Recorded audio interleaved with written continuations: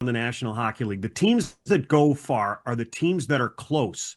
And this team has a much better connection than it did last year. Jeremy Swayman talked a little bit about that yesterday. He just talked about these guys really.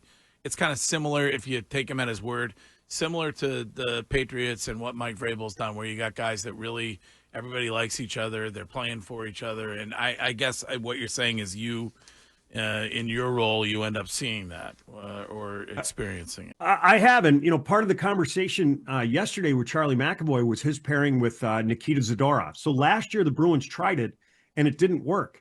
And Marco Sturm had mentioned it. This was maybe about a month or two ago that he felt his team took off. Now, obviously, this was when McAvoy was healthy, when those two guys were put together. And I think there were a lot of people who had maybe told him prior to that, I don't think this is going to work. And he said, I'm giving it a try. And he said, this definitely works. And the team started to take off.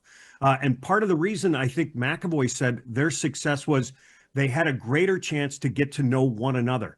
Zadorov comes in last year on the big free agent ticket. Obviously Charlie McAvoy gets hurt later in the season, but he said, we spent a lot of time during the summer trying to develop that relationship.